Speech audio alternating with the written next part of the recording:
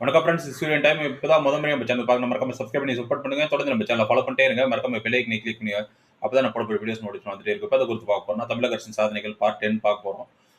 இதுல எதை குறித்து பார்க்க போறோம்னா டிஎன்எஸ்டிசியை பத்தி பார்க்க போறோம். டிஎன்எஸ்டிசி சார்பில் பார்த்தீங்கன்னா தமிழக அரசு கடந்த 5 ஆண்டுகளில் வந்து புதுசா வந்து சுப நிகழ்ச்சிகளுக்கு வந்து அரசு பேருந்துகளை உபயோகப்படுத்திக்கலாம் வாடகைக்கு அப்படின்னு சொல்லி கொண்டு வந்திருக்காங்க.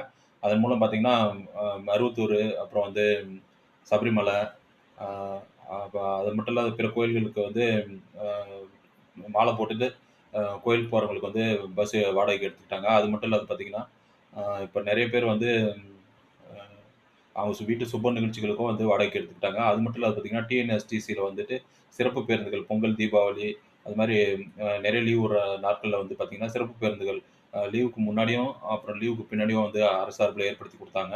அதெல்லாம் வந்து கூட்ட நெரிசல் தவிர்க்கிறதுக்காக ஏற்படுத்தி கொடுத்தாங்க. இது தமிழக அரசின் முக்கியமான சாதனைகள். அது மட்டும் இல்லாத பார்த்தீங்கன்னா டிஎன்எஸ்டிசியில் வந்து இன்னொரு முக்கியமான அப்டேட் என்னன்னு பார்த்தீங்கன்னா டைம் ஆஃபீஸ் வந்து இருக்கிறத வந்து உறுதி செய்யணும் அப்படின்னு சொல்லி நான் வந்து கோரிக்கை கொடுத்துருந்தேன். அது வந்து எனக்கு நகர்ப்புறங்களில் வந்து டைம் ஆஃபீஸ் வந்து 24/7 செயல்படுறத வந்து உறுதிப்படுத்தியிருக்காங்க. சேலத்துலேருந்து சேலமில் வந்து 24/7 செயல்படுது அப்படின்னு சொல்லி நான் கடிதம் வாங்கியிருக்கேன். அது மட்டும் இல்ல திருப்பூர்லேயும் வந்து 24/7 வந்து டைம் ஆஃபீஸ் செயல்படுது. அது மூலம் வந்து பொதுமக்கள் வந்து அரசு பேருந்துகளை பயன்படுத்திக்கிறாங்கன்னு சொல்லி எனக்கு பதில் கடிதமே வந்திருக்கு. அது மட்டும் இல்லாத பார்த்தீங்கன்னா டிஎன்எஸ்டிசி சார்பில் வந்து வந்து ஆன்லைன் ஆப் வெளியிட்டிருக்காங்க. டிக்கெட் புக் பண்ணிக்கிறதுக்கு. டிக்கெட் வந்து ஆன்லைன்லேயே புக் பண்ணிட்டு போகலாம். இதன் மூலம் வந்து பொதுமக்களுக்கு வந்து நிறைய பயன்பெற்றிருக்காங்க. இதெல்லாம் வந்து தமிழக அரசின் முக்கியமான சாதனைகள்.